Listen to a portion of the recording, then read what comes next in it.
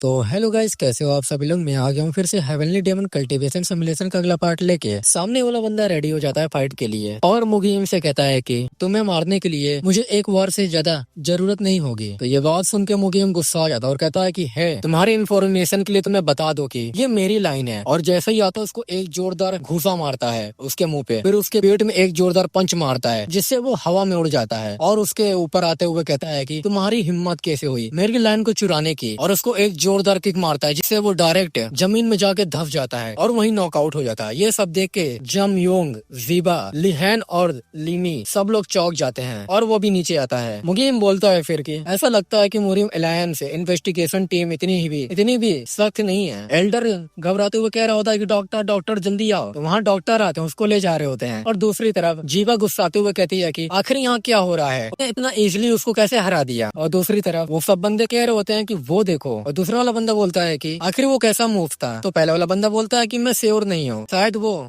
लेकिन कम से कम वो एक अवोकन मास्टर तो हो गई। सोंगो भी खुश हो जाती है और कहती है कि ये इनक्रेडिबल था। तो हमारा एमसी भी उससे कहता है कि वो घूमता हुआ केक और स्टॉर्म जो मुगी ने अभी भी इस्तेमाल किया, उनके पुराने मास्टर एल्डर बेकोन की दो स्पेशलिटी है। वो फ्लोइंग फुटवर्क स्कूल से संबंधित है और ये सीखने और निपुणता प्राप्त करने के लिए एक बहुत ही डिफिकल्ट टेक्निक है। पास्ट में मुगी के कई बार भाग जाने का एक रीजन ये था, ट्रेनिंग बहुत क्रूर था। मुगीम एल्डर से फिर कहता है कि अरे क्या हम अगले डुअल की ओर बढ़ेंगे या नहीं, जल्दी करो, दूसरे वाले अपोनेंट को यहाँ भेजो। और हमें दिखा जाता है वहाँ एक दूसरा अपोनेंट आता है और वो बंदा कहता है कि मेरा नाम वॉन टाई कैंग है। ये बात सुन के मांगोंग सेक्ट वाले कह रहे होते हैं कि वॉन टैंग कांग, क्या ये वही है जो मैं सोच रहा हूँ। तो पहला वाला बंदा बोलता है कि ये सही है, वो जियांगांग के 3 ग्रेट स्वॉर्डमैनशिप में से एक है। वो फर्स्ट सेडी का तलवारबाज है, एक और फेमस वॉरियर। तो एक लड़की, तो उसके बगल वाली लड़की कहती है कि मुझे यकीन नहीं हो रहा है कि जियांगनांग के 3 तलवारबाजों में से एक यहाँ दूसरे दर्जे के फैमिली की ओर से लड़ रहा है। उन्होंने इतने पावरफुल पर्सन को कैसे इनवाइट किया। तो पहले वाला बंदा शांत करवाते हुए कहता है कि जोंग फैमिली के बारे में बोलते समय सावधान रहो। उन्होंने शायद ग्रेट विद्वान फैमिली में से एक के रूप में अपने प्रतिष्ठा खो दी है, लेकिन वो अभी भी एक ताकत है। एक समय वो प्रतिवर्ष कम से कम 2-4 कोर्ट को पेश करने के लिए प्रसिद्ध थे। वो सभी फेमस वॉरियर से विशेष रूप से परिचित थे क्योंकि वे अक्सर विभिन्न प्रांतों में शिक्षा का प्रबंध करने के लिए जिम्मेदार थे। तो लड़की कहती है कि मुझे माफ करिएगा, मेरे उनके फैमिली का अपमान करने का कोई इरादा नहीं था। तभी सामने से आवाज आती है कि वाव, और वो लोग भी सामने देखते हैं। सामने दिखाया जाता है कि सामने वाला बंदा भी हार चुका होता है मुगीम से। लोग कह रहे होते हैं कि आखिर वो बंदा है कौन। तो कोई कहता है कि निश्चित रूप से बिना किसी जोश के जीतना आसान नहीं है। जीबा गुस्साते हुए कहती है कि क्या ये किस प्रकार की धोखेबाजी है, ये कैसे हो सकता है, क्या उसने उसे जहर दिया था। जियांगनांग के 3 महान तलवारबाजों में से एक को किसी ऐसे पर्सन द्वारा कैसे हरा जा सकता है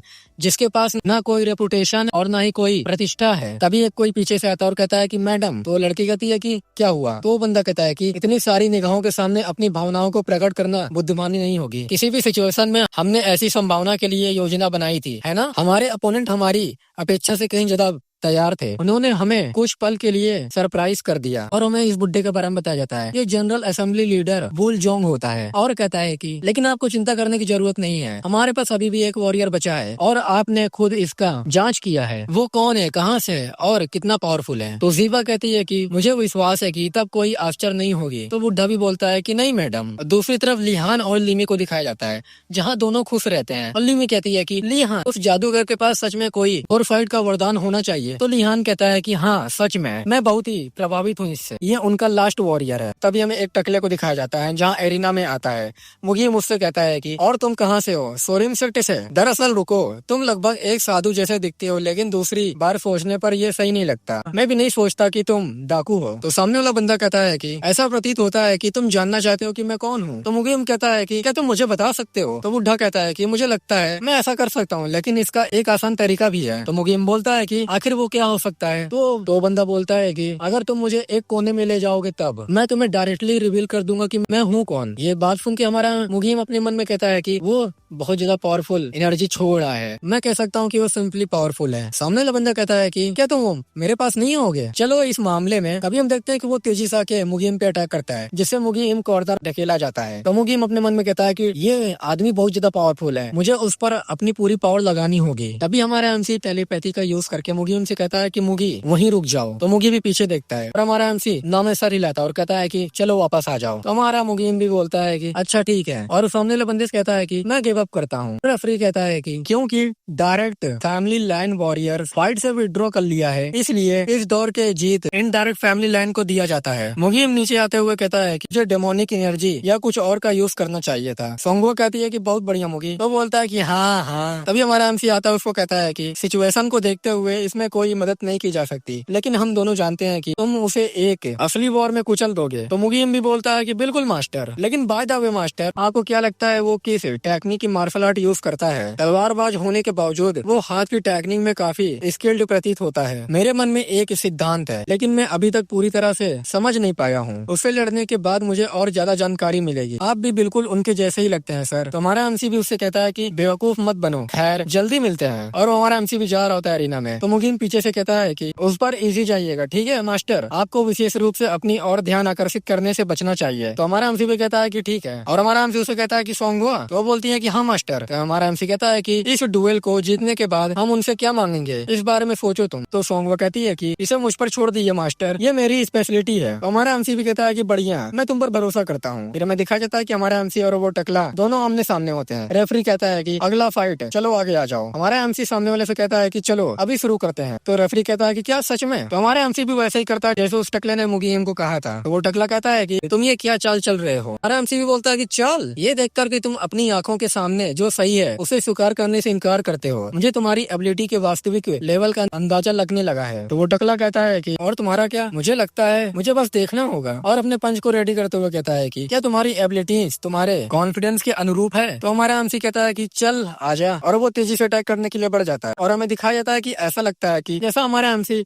अपना हाथ खोला हुआ होता है और वो अपना मुट्ठी बस ऐसे रख रहा होता है, और जैसे वो पंच मारता है, लेकिन हमारा एमसी उसके कलाई को पकड़ लेता है और तेजी से खींचने लगता है उसको, और वो छुड़ाने की कोशिश करता है, लेकिन वो छुड़ा नहीं पाता है। तो सामने वाला बंदा कहता है कि आखिर तुम हो कौन? तो हमारा एमसी भी बोलता है कि ऐसा लगता है कि मैं सही था, अभी मैंने जो टेक्निक इस्तेमाल की वो टाइजी फिस्ट फ्लो थी, और फिर भी तुमने इसे ब्लॉक कर दिया, इसका मतलब तुम मुडान सेक्टर से हो। हमारे एमसी से हाथ छुड़ाते हुए कहता है क्या तुम किसी तरह का मुडान सेक्टर से जुड़े हुए हो? तो हमारा एमसी उससे कहता है कि तुम क्यों पूछ रहे हो? तो वो बंदा कहता है कि दुनिया में कई प्रकार की ताजी टेक्निक है, लेकिन ऐसे पर्सन से मिलना दुर्लभ है जो ताजी की वास्तविक प्रकृति को समझते हुए उन्हें निस्तापित करता हो, इसलिए मैं पूछ रहा हूँ। तो हमारा एमसी स्माइल देता है और कहता है कि ट्रू नेचर, क्या ये सच में मायने रखता है? तुम जो भी मार्शल आर्ट टेक्निक का यूज करते हो जब तक तुम जीतते हो, क्या ये सबसे इम्पोर्टेंट बात नहीं है? और अपने मन में कहता है ये आदमी मुडान सेक्ट का कोई नॉर्मल मेंबर नहीं है। तो सामने वाला बंदा कहता है कि क्या तुम मुडान सेक्ट के टाजी स्कूल को अपमान कर रहे हो? तो हमारा एमसी कहता है कि वेल, मैंने खुद इसका यूज किया है और ईमानदारी से कहूँ तो मुझे इसमें कोई विशेष बात नहीं दिखती। और अपने मन में कहता है कि अभी जो मैंने देखा उसके आधार पर वो आसानी से अधिकांश सेक्ट के टॉप डिसाइपल से आगे निकल जाता है, लेकिन मेरे लिए तो ये और भी बेहतर है। और उससे कहता है कि आगे बढ़ो और मुझे दिखाओ कि ताजी फिस्ट क्या करने में एबल है। और अपने मन में कहता है कि अपोनेंट जितना ज्यादा पावरफुल होगा और उसकी टेक्निक जितनी ज्यादा पावरफुल होगी, मुझे उनसे उतना ही ज्यादा लाभ होगा। तो सामने वाला बंदा कहता है कि ऐसा लगता है कि तुम ताजी की ट्रू नेचर के बारे में एक बात भी नहीं जानते। तो हमारा एमसी भी बोलता है कि तो फिर तुम मुझे क्यों नहीं सिखाते? तो दूसरी तरफ वॉन टोंग सेक्ट वाले कह रहे होते हैं कि वो मुडान सेक्ट से प्रतीत होते हैं। तो लड़की भी बोलती है कि मुडान सेक्ट, मुझे नहीं पता कि तुम्हारा क्या मतलब है। तो तीसरा वाला कहता है कि सच में तुमको ऐसा क्यों नहीं लगता? तो पहले वाला बंदा कहता है कि इस पर अपनी उंगली रखना डिफिकल्ट है, लेकिन उनकी मूवमेंट मुझे मुडान सेक्ट की टेक्निक की याद दिलाती है। मुडान सेक्ट की मार्शल आर्ट स्किल मोरिम में काफी फेमस है, लेकिन मुझे उम्मीद नहीं थी कि मैं ये सब यहाँ देख पाऊंगा। चलो देखते हैं क्या होता है, तुम दोनों ध्यान से देखो, ये तुम्हारे लिए एक अच्छी सीखने की अनुभव होगा। तो वो लोग बोलते हैं कि ठीक है सर, और वो लोग ऐसे लड़ रहे होते हैं। फिर हमारा एमसी उससे कहता है कि ऐसा लगता है कि तुम बिल्कुल बराबरी पर हो, मैं सच में आनंद ले रहा हूँ, मुझे दिखाओ कि तुम्हारे पास और क्या है, बस इतना ही नहीं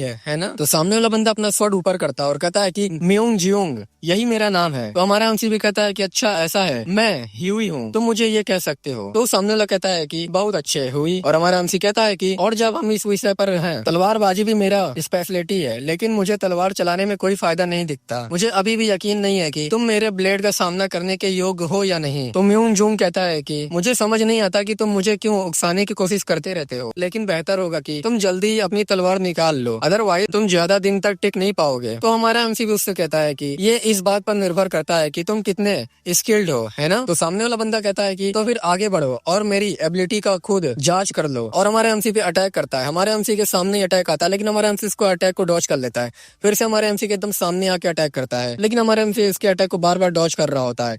ये सब देख के मुगीम कहता है कि मुझे समझ नहीं आ रहा है। तो सोंगवा कहती है कि तुम्हारा मतलब क्या है? मुगीम बताता है कि हमारे मास्टर के बिहेवियर में कुछ अजीब बात है। वो उस आदमी को हराने में पूरी तरह एबल है और फिर भी वो उसे वापस लड़ने के मौका देता रहता है। तो सोंगवा कहती है कि हो सकता है कि दूसरा पर्सन हमारे सोच से ज्यादा ताकतवर हो। इसके अलावा तुम जानते हो कि हमें डेमोनिक एनर्जी का यूज नहीं करना चाहिए। तो मुगीम भी बोलता है कि मैं जानता हूँ कि वो पीछे हट रहे हैं, लेकिन वो अपनी किसी भी सुप्रीम एबिलिटी का यूज नहीं कर रहा है। ये कुछ ऐसा है, यही बात है, उसके लड़ने की तरीके में कुछ बनावटी है। तो सोंगवा कहती है कि आर्टिफिशियल, तुम्हारा मतलब है कि हमारे मास्टर जानबूझकर ऐसा कर रहे हैं? तो मुगीम भी बोलता है कि अदरवाइज वो जानबूझकर उस आदमी के हर हमले का जवाब देने की कोशिश क्यों करेगा? वो उसके विरुद्ध भी उसे टेक्निक का यूज करता रहता है। तो सोंगवा कहती है कि अच्छा, तुम सही कह रहे हो। तो मुगीम बोलता है कि दूसरी बात, मैंने भी ऐसी टेक्निक नहीं देखी जो पूरी तरह से सर्कुलर फ्लो पर आधारित हो। ताइजी तलवार टेक्निक सच में अजीब और रिमार्केबल है। दूसरी तरफ म्यूनजोंग अपने मन में कह रहा होता है कि आखिर ये बंदा है कौन? मैं उस पर सभी प्रकार की ताइजी तलवार टेक्निक से अटैक कर रहा हूँ, लेकिन हर बार जब मुझे लगता है कि वो गिरने वाला है तो वो बस पकड़ कर रखता है। अगर मैं एक ही टेक्निक को दोहराने या उसमें थोड़ा परिवर्तन करने का प्रयास करता हूँ तो भी वो या तो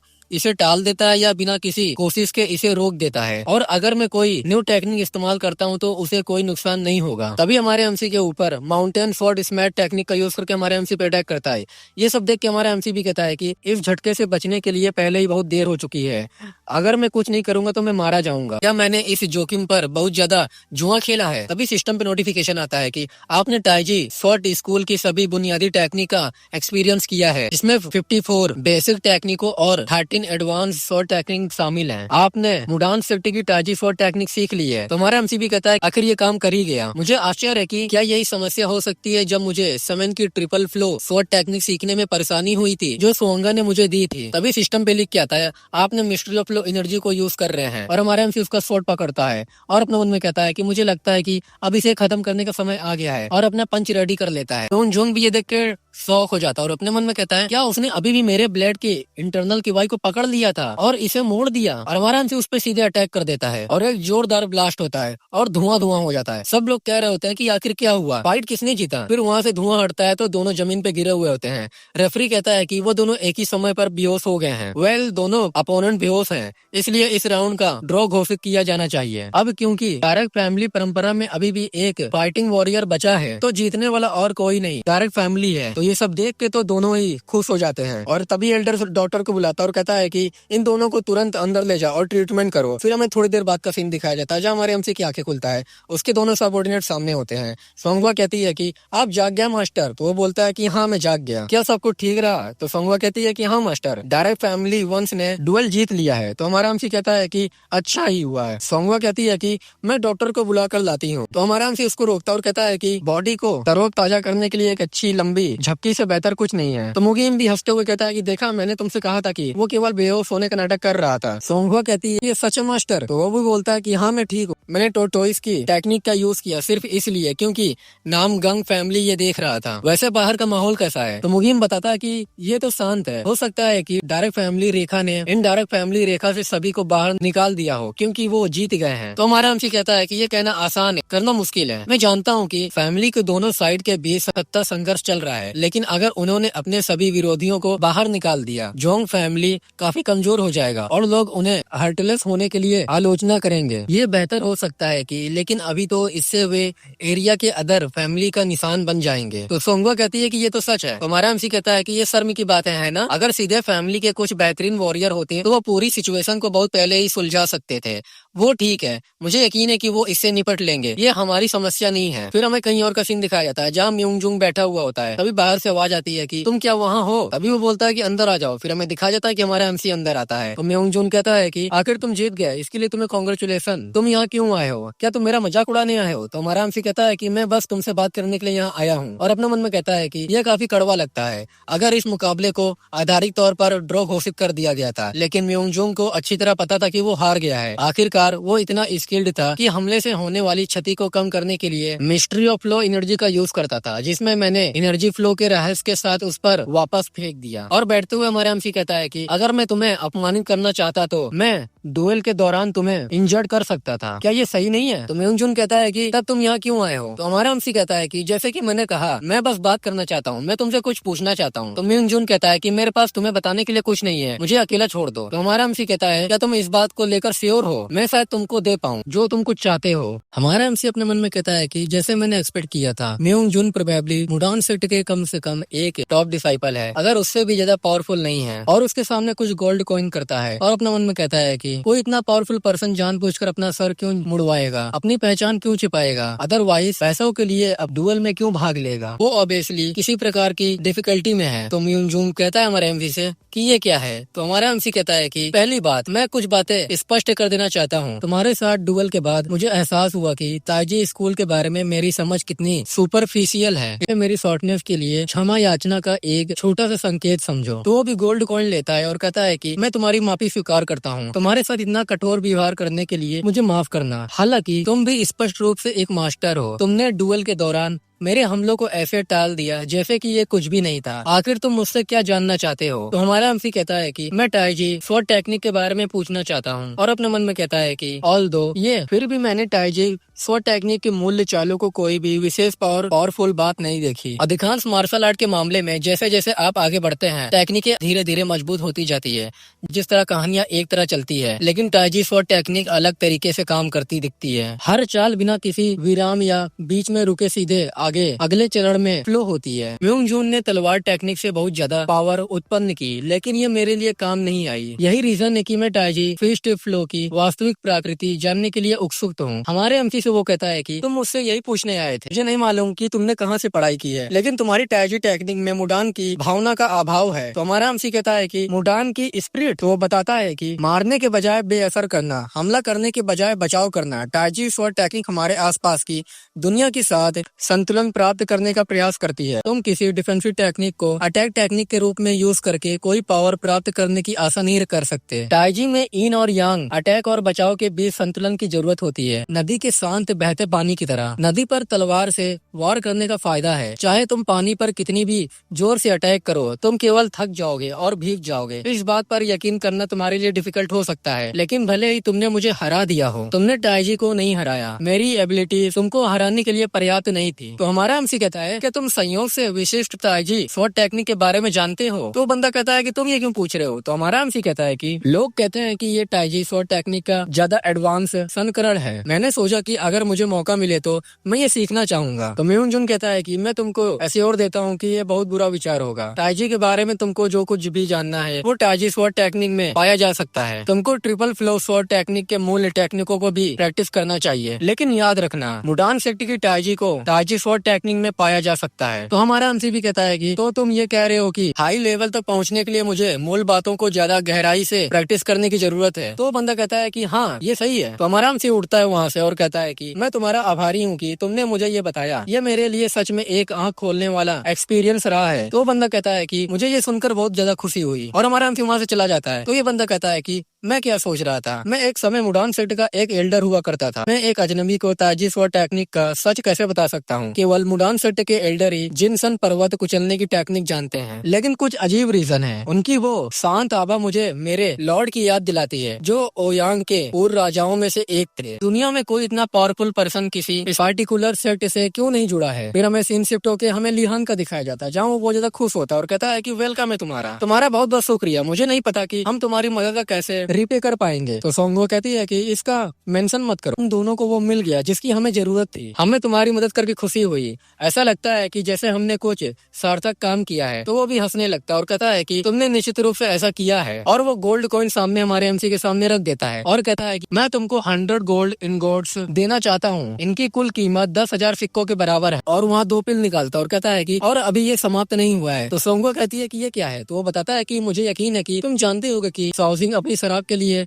फेमस है। हमारी डिस्टिलरी में हम अपनी वाइन के केवल उच्चतम गुणवत्ता वाले माल्टेज जो और चिपचिपे चावल का यूज करते हैं। हर वर्ष हम उस वर्ष की वाइन के प्रीमियम आवेश इकट्ठा करते हैं और अदर दुर्लभ के साथ मिलकर कई चरणों में उसका हेयरलूम करते हैं। तो सोंगवा पूछती है, तो क्या ये कोई स्पेशल पिल है? तो बंदा कहता है कि खैर हाँ और नहीं भी। अगर वो निश्चित रूप से आपके हेल्थ में सुधार करते हैं, लेकिन ईमानदारी से कहूँ तो मुझे ये पता नहीं है कि वे स्पेशल पिल है या नहीं। तो हमारा हमसे उस पिल को उठाता है और सिस्टम पे लिख के आता है कि क्या आप साउजिंग मिस्टिकल वाइन एक्सट्रैक्ट को अपने टूल बॉक्स में रखना चाहेंगे? और हमें इसके बारे में बताया जाता है। जोंग फैमिली का विरासत चिपचिपे चावल को एक सुनहरी आक्सी गोली, एक विशेष प्रकार की गोली के साथ मिलाकर बनाई गई शराब का सार है। सार को प्योर के तरल सार के साथ डिहाइड किया जाता है, जो स्पष्ट चमत्कार सार के एक लेवल नीचे है। मार्शल आर्ट की तुलना में लो लेवल के वॉरियर के लिए बेहतर है। इफेक्ट अवशोषित मात्रा के आधार पर 10,000 से 10 लाख तक की वाई बूस्ट। तो हमारा हमसे ये सब सुन के अपने मन में कहता है कि ये ना तो केवल एक विशेष पिल है, बल्कि ये हाईएस्ट क्वालिटी की एक स्पेशल गोली है। मुझे इस समय सच में इसकी जरूरत नहीं है, लेकिन अगर 10,000 क्यूआई से कम वाला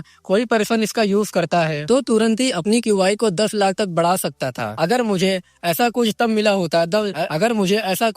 होता जब मैं कमजोर था, मैं और भी ज्यादा जल्दी से अपना लेवल ऊपर उठा सकता था। तो हमारा एमसी लिहान से कहता है कि मैं इस सुझाव से सम्मानित महसूस कर रहा हूँ, मैं इस विचार की अप्रिशिएट करता हूँ, लेकिन मैं इस समय बहुत बिजी हूँ। तो लिहान कहता है कि बहुत बढ़िया, मैं ये बात नामगंग फैमिली को अवश्य समझाऊंगा। और तुम कब जाने का इरादा रखते हो? तो हमारा एमसी कहता है कि हम तुरंत यहाँ से चले जाएंगे। तो लीमी कहती है कि मैं समझ गई, हम आपकी सुविधा के लिए आपको गाड़ी उपलब्ध करा देंगे। तो हमारा एमसी भी कहता है कि तुम्हारा शुक्रिया। फिर हमें एक घर का सीन दिखाया जाता है और हमारा एमसी हमें बताता है कि लिहान और उसकी बहन की मदद करते हुए हमें 2 वीक हो गए हैं और हमारा एमसी ट्रेनिंग कर रहा होता है। और हमारा एमसी हमें बताता है कि जैसे ही ये वापस आए, मैंने तुरंत ट्रेनिंग करना शुरू कर दिया। मैं टैजी स्वॉर्ड टेक्निक और ट्रिपल फ्लो स्वॉर्ड टेक्निक की अपनी समझ को गहरे करने के लिए अलग चालों को आजमाना चाहता था और मुझे अपनी खुद की अवेकनिंग प्राप्त करने के लिए कुछ समय की जरूरत थी। मैंने मोगी से कहा कि वो मेरे लिए भूमिगत सेट तक पहुँचे। फ्यूचर में क्या होगा ये कहना मुश्किल है, इसलिए हमें न केवल होंगजो में बल्कि जोंगयांग में भी जानकारी की जरूरत है। और भूमिगत सेट को पता है कि हर एरिया में क्या चल रहा है, क्योंकि उनका हर प्रमुख मार्ग पर संपर्क है। बहुत जल्दी डेमोनिक कल्ट यहाँ डेमोनिक वॉरियर को भेजने जा रहा है, क्योंकि फर्स्ट डिसाइपल और मॉन्टुआ सेट के बीच संबंध है। इसका मतलब है कि पूरा जेजियांग डेमन वॉरियर से भरा हुआ होगा, इसलिए मुझे इसके लिए पहले से तैयार रहना होगा। तभी वहाँ मुगी आता है और कहता है कि मास्टर। तो हमारा एमसी भी बोलता है कि अच्छा तुम यहाँ आगे मुगी। तो मुगीम कहता है कि जैसे कि आपने मुझसे कहा था, मैंने भूमिगत सेट की एक शाखा के साथ संपर्क स्थापित कर लिया है। तो हमारा एमसी कहता है कि बहुत बढ़िया। तो मुगीम कहता है कि खैर उन्होंने पैसे मांगे, सच में बहुत ज्यादा। तो हमारा एमसी कहता है कि मुझे तो इसकी उम्मीद थी, कुछ गड़बड़ है क्या? चलो बोलो। तो मुगीम कहता है कि ये सिर्फ बहुत सारा पैसा नहीं है मास्टर, ये एक कुछ ज्यादा ही अमाउंट है। वो हर महीने 1,000 सोने के सिक्के चाहते हैं। मैंने जांच करने के लिए खुद ही संख्याएं चलाई, भले ही वो हमें परिवहन, आपूर्ति, समय और जनशक्ति दे रहे हैं। 500 सिक्के हर महीने काफी लगते हैं और फिर भी वो उसे 2 गुने राशि से मांग कर रहे हैं। तो हमारा एमसी भी बोलता है कि उन्हें बताओ कि हमारा सौदा तय हो गया है, वैसे भी हमारे पास और कोई रास्ता नहीं है। अगर हम खुद को बहुत ज्यादा आगे करते हैं तो लोगों को हमारी असली पहचान पता चलने का खतरा रहता है, और अगर हम किसी अदर को काम पर रखते हैं तो इससे अदर प्रॉब्लम हो सकती है। वो ज्यादा महंगे हो सकते हैं, लेकिन भूमिगत सेट को कम काम पर रखना बेहतर है। आखिरकार ये उनकी स्पेशलिटी का एरिया है। इसके अलावा अगर जरूरत हो तो उनके साथ संबंध तोड़ना भी आसान होगा। हम लोगों को व्यक्तिगत रूप से नौकरी पर रखने के बजाय उनके संबंधों का लाभ उठा सकते हैं। और हमारा एमसी हमें बताता है कि लोग भूमिगत सेट की सबसे बड़ी संपत्ति है। यहाँ झोपड़ियाँ और अनगिनत वर्ग के लिए लोग रहते हैं, जिनमें जुआड़ी, व्यवसाय और जेब कतरे शामिल हैं। वो अलग स्रोत से ज्यादा जानकारी प्राप्त करने का सबसे आसान तरीका है। हमारा एमसी मुगीम से कहता है कि उन्हें बता दो कि इसमें शामिल किसी भी पर्सन को तुरंत मार दिया जाएगा। तो मुगीम भी बोलता है कि ठीक है सर, मैं उन्हें बता दूंगा। तो हमारा एमसी भी कहता है कि बहुत बढ़िया। तभी मुगीम कहता है कि मास्टर, क्या आप मुझे 1,100 सोने की सिक्के पहले ही दे देंगे? तो हमारा एमसी कहता है कि एज अ डाउन पेमेंट मुझे लगता है मैं ऐसा कर सकता हूँ, लेकिन तुमको अदर 100 सिक्कों की जरूरत क्यों है? तो मुगीम बोलता है कि बस रुकिए, मैं आपको बाद में बताऊंगा। तो हमारा एमसी भी कहता है कि ठीक है। फिर हमें 4 दिन बाद का सीन दिखाया जाता है, जहाँ वहाँ सोंगवा भी आती है और कहती है कि मास्टर, डेमन कल से एक लेटर आया है। तो हमारा एमसी कहता है क्या ऐसा है, मुझे देखने दो। तभी वहाँ मुगी भी आता है और कहता है कि न्यू लेटर। तो हमारा एमसी भी कहता है कि तुम वापस आ गए मुगी। तभी हमारा एमसी लेटर को खोलता है और कहता है कि चलो फिर इसे देखते हैं। और हमारा एमसी बोलता है कि कुछ अफवाहें के अलावा कि लॉर्ड गोनमा को कुछ योजना बना रहे हैं। ऐसा प्रतीत होता है कि इसमें स्पेशल रूप से समाचार योग्य कुछ भी नहीं है। तो सोंगवा कहती है कि अच्छा ऐसा है। तो हमारा एमसी हमें बताता है कि ये बिल्कुल वैसा ही है जिसकी मैंने उम्मीद की थी। जब मैं एक सीक्रेट वॉरियर बन गया लगभग 1 महीने के बाद मुझे फर्स्ट डिसाइपल के ऑर्डर के अंतर्गत 5 पेविलियन लॉर्ड की हत्या करने का मिशन प्राप्त हुआ, लेकिन इस बार सिचुएशन पूरी तरह अलग है। गोनमा सोच रहा है कि मैं मर चुका हूँ। जब तक गोनमा मेरे लेवल पर कोई दूसरा मास्टर नहीं ढूंढ लेता या जब तक ज्यादा समय नहीं बीत जाता, गोनमा के रास्ते काफी सीमित है। इसके अलावा एआई के अनुसार इस रास्ते पर जो मैंने चुना है, जोंग युंग गु ग्यूसामा से मिलने नहीं गए होते। इस सिचुएशन में सेंट्रल प्लान में डेमोनिक वॉरियर को भेजने की ग्यूसामा की प्लानिंग में थोड़ी देर हो सकती है और हमारा एमसी उस लीडर को जला देता है। तभी मुगिम पूछता है कि मास्टर मुझे आपको कुछ बताना है, ये उस मिशन के बारे में है जो आपने मुझे दिया था। तो हमारा एमसी कहता है कि ओ हाँ, भूमिगत सेक्ट के साथ तुम्हारी मुलाकात कैसी रही? तो मुगिम कहता है कि मैंने उनसे बात करके 700 सोने सिक्के पर बात की है। तो हमारा एमसी कहता है कि वाओ, तुमने ये कैसे किया? तो वो बोलता है भूमिगत सेक्ट की ज़ेनजियांग में 3 शाखाएं हैं। मैंने उनमें से एक के लीडर को मेरे साथ खिलवाड़ करने के कारण मार डाला और फिर मैंने उसे मारने की कीमत और 1 महीने की जानकारी के लिए 2 अदर ब्रांच लीडर के साथ एक छोटी सी नीलामी की। उनमें से एक ने कम कीमत की पेशकश की, इसलिए हमने उस राशि पर समझौता कर लिया। तो हमारा एमसी भी मुंह बनाते हुए कहता है कि वाह बढ़िया है। सोंगवा भी बोलती है, सोंगवा भी कहती है कि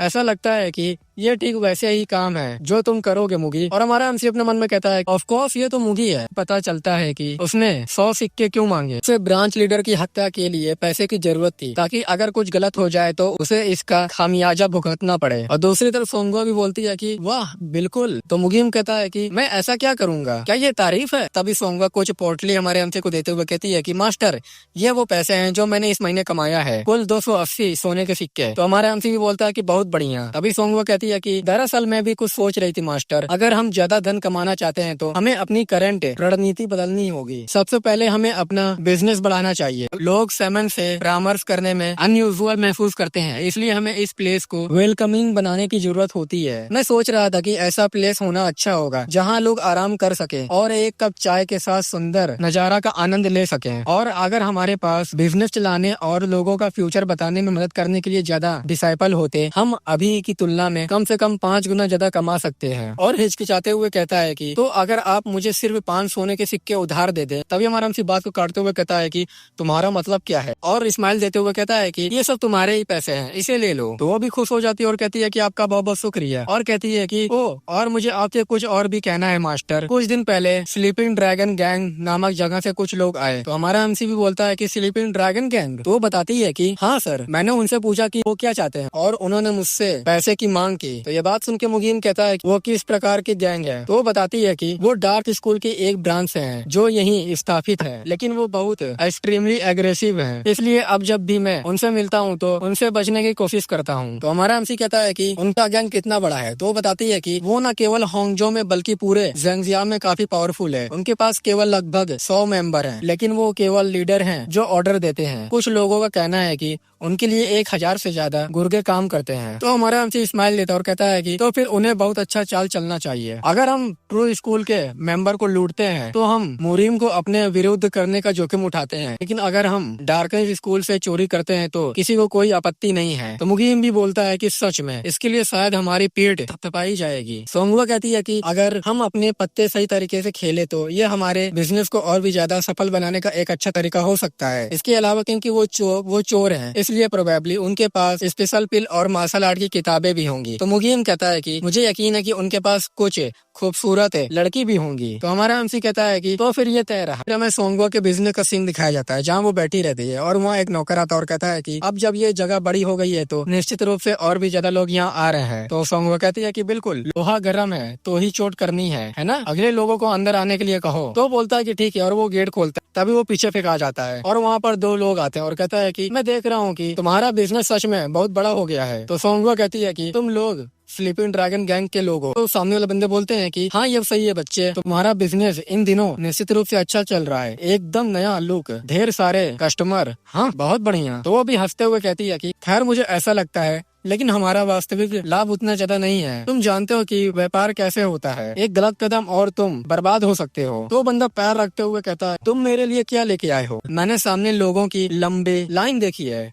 तुम्हें लगता है कि तुम मुझे बेवकूफ बना सकती हो? तुम बिल्कुल पैसे कमा रहे हो और तुम पहले से भी ज्यादा कमा रहे हो, है ना? तो सोंगवा गुंडों से कहती है कि ऐसा लगता है कि तुम्हारे पास कहने को बहुत कुछ है। तो सामने वाले बंदे कहते हैं कि हाँ तुम सही कह रही हो, हमने तुम्हारी प्रोडक्शन की पेशकश की थी, तुम्हें याद है? और जैसा कि मैंने कहा, हमें वास्तव में किसी से संरक्षण की जरूरत नहीं है। क्या तुम नहीं समझती हो कि बिजनेस कैसे काम करता है? बच्चे, तुम इस एरिया में रहने वाले अकेले पर्सन नहीं हो, तुमको शायद सुरक्षा की जरूरत ना हो, लेकिन अदर लोगों का क्या? सुनो, जिन लोगों के पीठ पर कोई निगरानी नहीं है, उन्हें सुरक्षा की अत्यंत जरूरत होती है। क्या होगा अगर कोई तुम्हारे बिजनेस को नुकसान पहुंचाने की कोशिश करे, या क्या होगा अगर कोई तुम्हारा पैसा लेकर भाग जाए या तुमको धमकाने की कोशिश करे? हमारा काम ऐसा कुछ भी होने से रोकना है। और जीभ निकालते हुए लालच करते हुए कहता है कि और ऐसी सेवाओं पर पैसा खर्च होता है। तो सोंगवा कहती है कि तो तुम कह रहे हो कि यहाँ पर ये किस प्रकार का रिवाज है? तुम लोग यहाँ के नहीं हो, तुम जैसे बाहरी लोगों को हमारी परंपराओं और इतिहास के प्रति कुछ सम्मान दिखाना चाहिए। पानी को गंदा करना बंद करो। तुमने कहा था कि ये 10 सोने के सिक्के प्रति हर महीने है ना? तो बंदा बोलता है कि नहीं, तुम बहुत पीछे हो। तो सोंगवा कहती है कि क्या? तो बंदा बोलता है कि हमने अपना मन बदल लिया है, और अपनी एक नाइफ निकाल लेता है। तो सोंगवा कहती है कि आधा अचानक क्यों? तो सामने वाला बंदा कहता है कि ये बिल्कुल अचानक नहीं है, आजकल चीजें तेजी से बदलती है, तुम्हारे समय के साथ चलने में एबल होना चाहिए। और ये देखते हुए कि तुम्हारा बिजनेस कितना सफल है, हमने महसूस किया है कि तुमसे और भी ज्यादा मांग करना उचित होगा। तो सोंगवा कहती है कि लेकिन तुमने पहले ऐसे नहीं कहा था, तुमने मुझे बताया कि तुम सड़क कर वेद और उचित तरीके से वसूलते हो, लेकिन हमने मुनाफे का आधा हिस्सा मांगना, ये किस तरह की सुरक्षा है? ये हाईवे रॉबरी है। तो सामने वाला बंदा गुस्सा आ जाता है और कहता है कि हाईवे रॉबरी, तुम्हारी हिम्मत कैसे हुई छोटे बदमाश? क्या तुम सच में इतने न समझ हो? क्या मुझे तुमको ये बात स्पष्ट करने की जरूरत है? कोई भी मुझे ये नहीं बताता कि मुझे अपने एरिया में कैसे बिजनेस करना है। अगर तुम इसे हाईवे रॉबरी कहना चाहते हो तो ठीक है, मान लो कि मैं तुमको लूट रहा हूँ, तो क्या हुआ? तुम्हें आभारी होना चाहिए कि मैंने अभी तक तुम्हारा सर नहीं काटा। समझ गए ना बच्चे? तो सोंगवा भी बोलती है अगर तुम ऐसा ही रहने वाले हो तो तुमने मेरे पास और कोई रास्ता नहीं छोड़ा है। तो सामने वाला बंदा बोलता है कि क्या? तभी सोंगवा कहती है कि मास्टर मुगी, आप लोग बाहर आ सकते हैं। तभी हमें दिखाया जाता है कि सोंगवा के पीछे हमारा एमसी और मुगी होता है, और हमारा एमसी कहता है कि अरे यार, मुझे नहीं लगा कि हम कभी बाहर आ पाएंगे, मैं इतना शांत रहने की कोशिश कर रहा था, मैं मुश्किल से सांस भी ले पा रहा था। मुगी, क्या हमें सच में पूरा शो करने की जरूरत है? तो मुगी बोलता है कि ये पागलपन लग सकता है, लेकिन हम प्रक्रिया के इस भाग को छोड़ नहीं सकते, हमें उन पर हमला करने के लिए एक वैध कारण की जरूरत है। खैर, क्या हम शुरू करें मास्टर? आप उनसे यही लड़ना चाहते हैं, लेकिन क्या बाहर कस्टमर इंतजार नहीं कर रहे हैं? तो हमारा एमसी कहता है कि तो फिर हम अपनी तलवार का यूज ना करें, इसके अलावा वो ऐसे नहीं करेंगे, खून को छोड़ दें, फर्श अगर हम मोड़ उनकी गर्दन। सामने वाला बंदा कहता है हमारे एमसी से, मैं कभी कभी तुम जैसे गुंडों से मिलता हूँ जो सोचते हैं कि वो सच में सख्त लोग हैं। तुम सभी अपने आप पर बहुत गर्व फील कर रहे हो, लेकिन तुमने गलत आदमी को चुन लिया है बच्चे। तो देखें कि तुम अभी भी इतने कॉन्फिडेंट हो। जब तुमको एहसास होगा कि हम इतने लंबे समय तक जिंदा रहने में कामयाब रहे। तो हमारा एमसी कहता है कि ठीक है, चलो अब इसकी गर्दन तोड़कर सेटल कर दे सब कुछ, लेकिन क्या हमें सच में उन्हें मार डालना चाहिए? क्या उन्हें अपंग बना देना चाहिए? बेहतर नहीं होगा? तो मुगीम कहता है कि चलो मास्टर, इन जैसे मूर्खों को मारने के बहुत सारे कारण है, उन सभी निर्दोष लोगों के बारे में सोचिए जो मर जाएंगे अगर हम इन्हें जिंदा छोड़ देंगे। तो हमारा एमसी भी कहता है कि आई गेस तुम ठीक कह रहे हो, इस मामले में चलो हम उनमें से हर को बाहर निकाले और इसे जल्द से जल्द खत्म कर दे। तो मुगीम कहता है कि ये तो सुनने में अच्छा लगता है। सामने वाला भी अपने फोन निकाल लेता है और कहता है कि तुम वो छोटे वाले को संभालो, मैं उसे संभालता हूँ। लेकिन तभी हमारा एमसी कोई टेक्निक का यूज करता है, शायद ये ताजी फिस्ट टेक्निक हो, जिससे वो सामने वाले की गर्दन ही मुड़ जाती है। ये देख के तो उस पहला वाला बंदा घबरा जाता है और कहता है कि क्या उसका सर पूरी तरह से घूम गया था? और हमारा एमसी, मुगीम और सोंगवा उसके सामने आते हैं और एक डेविल स्माइल तरह हंसते हैं, और वो बंदा जोर से चिल्लाता है,